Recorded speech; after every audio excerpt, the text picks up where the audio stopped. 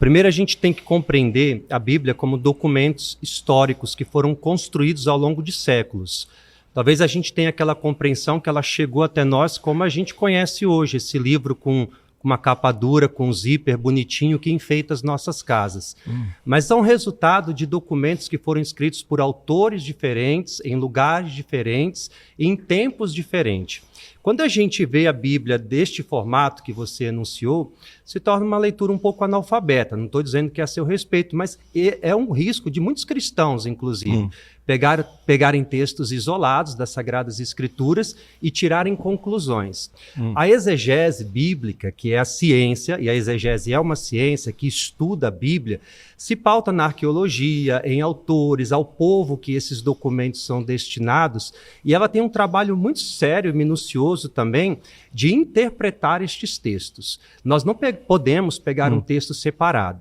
Respondendo a sua pergunta... Mas essa é a minha questão. Eu estou justamente juntando. Sim, eu entendi. Respondendo a sua pergunta, a Bíblia, como nós conhecemos hoje, de 73 livros, é fruto do Concílio Ecumênico de Trento, que definiu que estes são os textos inspirados. Certo. A partir de então, não entra e nem sai mais nenhum livro destes documentos, da Sagrada Escritura.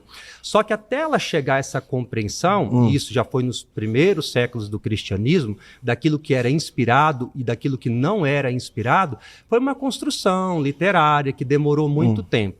Mas o mais importante é a gente não pode ler esses textos soltos, paralelos. E por que eu estou falando justamente o contrário do que o senhor está respondendo? Eu estou dizendo que os textos, quando estão juntos, eles não batem.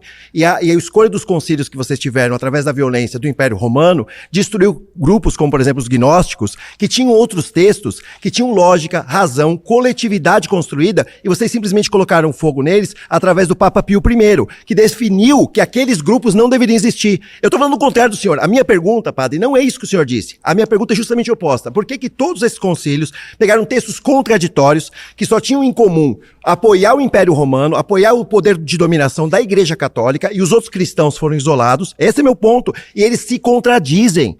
A minha fala foi até rápida para o senhor falar. Por que os textos escolhidos por esses homens sábios são inspirados por Deus e eles se contradizem? E textos que até complementam tiveram que arqueologicamente serem achados. Se o livro é tão confiante, por que eu preciso de arqueologia?